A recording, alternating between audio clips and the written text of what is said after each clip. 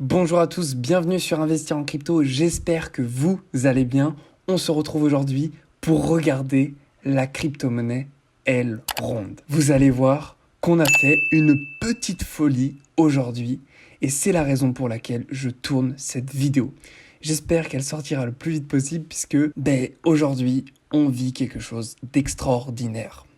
Juste avant de commencer la vidéo, je me présente, je m'appelle Rémi, je vous apprends à investir dans les crypto-monnaies dans le but de vous diversifier et que vous réalisiez des plus-values sur ce marché. Aujourd'hui, à l'heure où je tourne cette vidéo, la crypto-monnaie Elrond est rankée 30e sur le CoinMarketCap. La semaine dernière, elle était rankée 39e. Vous voyez, elle nous a fait aujourd'hui une très belle ascension.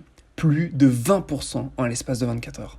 Bon là, on est actuellement en train de redescendre, mais tout simplement parce qu'on a touché un point clé qui fait que nécessairement on a rebondi à la baisse. Mais c'est pas très grave, on va s'attarder quand même graphiquement à cette crypto. Vous voyez que là, on a un market cap de 7 milliards et je ne pense pas qu'on s'en arrêtera là pour ce mois de novembre.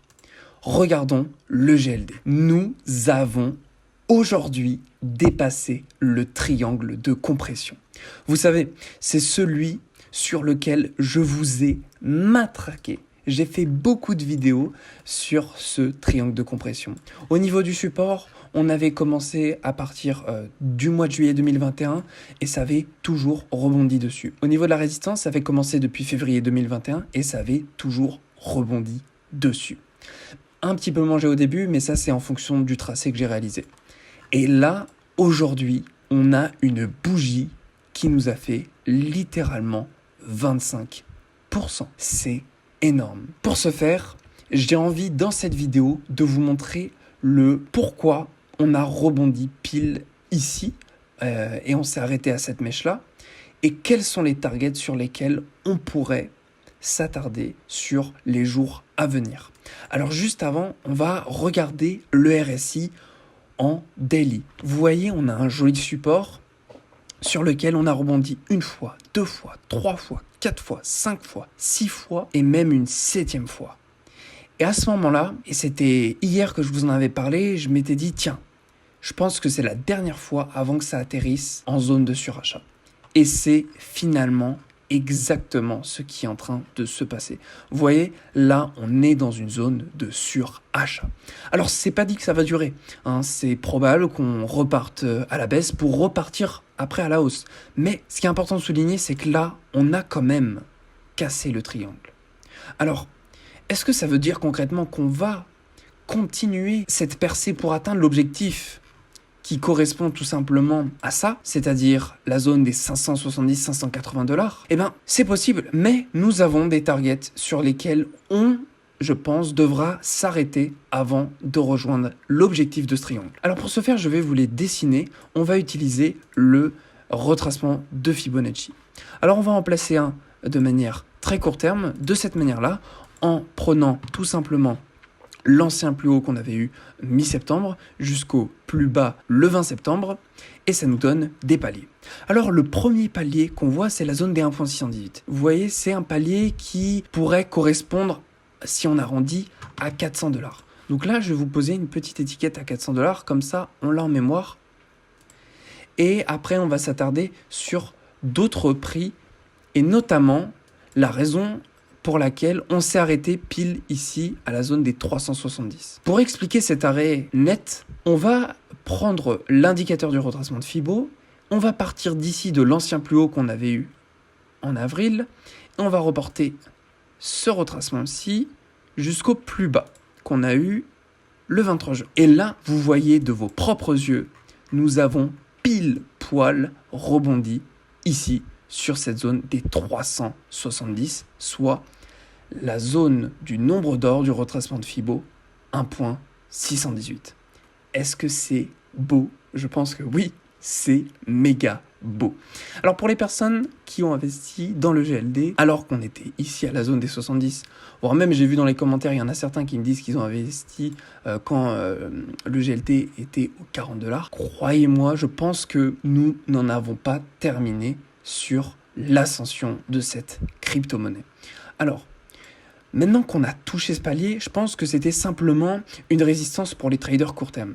Maintenant qu'on a cassé ce triangle, on va pouvoir s'attendre à ce qu'on réalise des targets beaucoup plus conséquentes. Et la première target qui me vient en tête après ces 400 $, c'est cette zone de convergence, la zone des 2,618 entre le retracement Fibo court terme et moyen terme. Cette zone-là, elle oscille entre 530 $ et les 570 $. Alors, tout bêtement, je vais l'arrondir aux 550 $, comme ça, on est, entre guillemets, sûr d'atterrir à ce palier. Le mieux, c'est toujours d'être pessimiste, comme ça, si ça va un peu au-dessus et que vous aviez enclenché un take profit à partir de ce moment-là, au moins, vous êtes sécurisé. Donc ça, c'est la première target sur laquelle on pourrait s'attarder. Maintenant, juste après les 550 $, j'aimerais vous montrer également l'objectif de notre triangle de compression. Cet objectif, au moment de la percée, c'est-à-dire à partir d'aujourd'hui, il représente pile la zone des 2,618 du retracement de Fibo au moyen terme. Donc c'est une zone de convergence extrêmement puissante. Et c'est une zone sur laquelle on va, je pense, très certainement rebondir. Donc cette zone-là, elle correspond plus ou moins à la zone des 580 $. Alors je dis plus ou moins parce que, vous le voyez, je le fais de manière très rapide et de ce fait, il y a un manque de précision. Là, vous voyez, c'est 570, si je vois par rapport au tracé 572. Je préférerais m'arrêter à 580 ou 570 $ pour être sur un nombre rond. Alors, pour être un peu pessimiste, on va mettre 570, comme ça, on n'aura pas trop espéré pour attendre un prix qui n'arrivera peut-être jamais. Donc, voilà, on va mettre cette zone-là des 570 $. Maintenant, ce que je souhaite faire avec vous, c'est d'aller encore plus loin. Même si je pense qu'à la fin de novembre, on ne dépassera pas le prix des 570 $, j'aimerais quand même voir où est-ce que le GLD pourrait aller, par exemple pour le mois de décembre. Rappelez-vous, j'avais fait une vidéo, je vais vous la mettre en annotation juste ici, sur laquelle j'avais prédit un GLD vers les 1500-1600 $ pour décembre. Je pense qu'on a d'autres paliers avant d'atteindre cette target des 1500 $. Et cette target, c'est la suivante.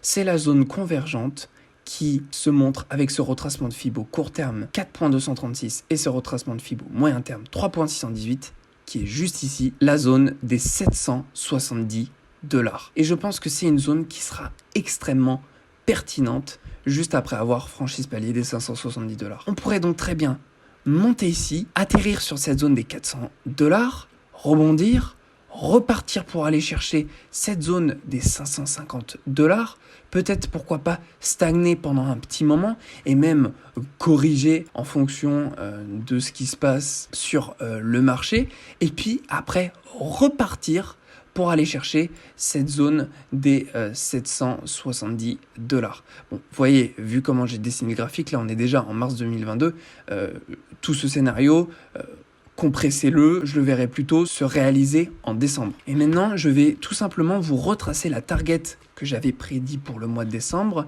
des 1500 $. Alors pour ce faire, je vais utiliser le cercle de Fibonacci et je vais tout simplement prendre l'ancien ATH et je vais le reporter au plus bas.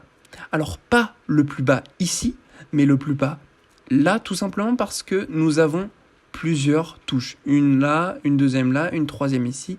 Et puis ici, on avait pas mal stagné avant de repartir finalement à la hausse. Donc je trouve que cette zone-là est beaucoup plus pertinente que si seulement j'avais pris une seule mèche. Donc maintenant on remonte et nous avons effectivement cette zone des 1500 $.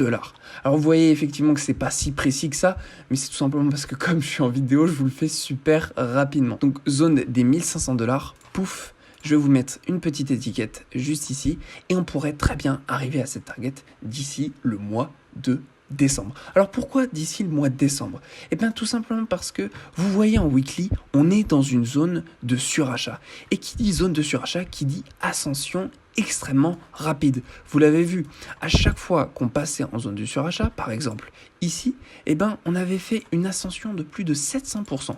Ici, quand on était passé en zone de surachat, on avait fait également une ascension de plus de 800%.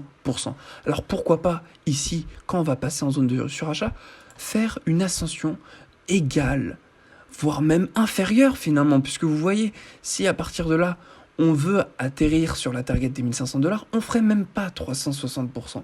Alors je pense que c'est tout à fait réalisable.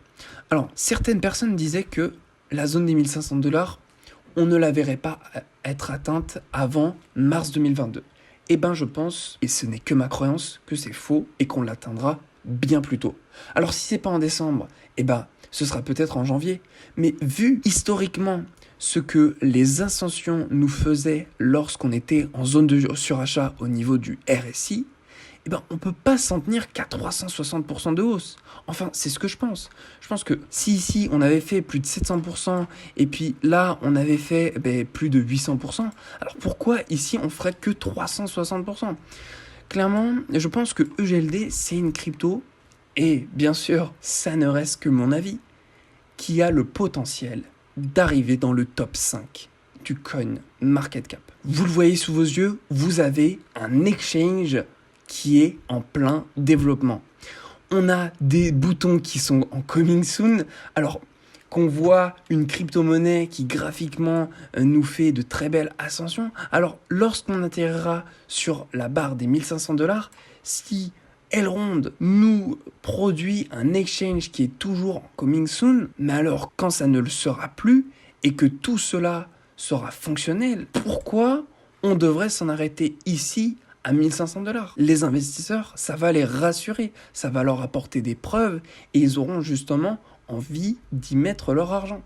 Donc voilà, moi je vous ai expliqué mon raisonnement. Est-ce que c'est ce qui arrivera ou pas? Eh bien ça, on le saura que dans les semaines et mois à venir. J'espère que cette vidéo a pu vous apporter un maximum de valeur. Dites-moi dans les commentaires, selon vous, jusqu'où la crypto-monnaie EGLD pourrait aller pour la fin de ce bull run. Je vous souhaite à tous une très belle journée. Prenez soin de vous.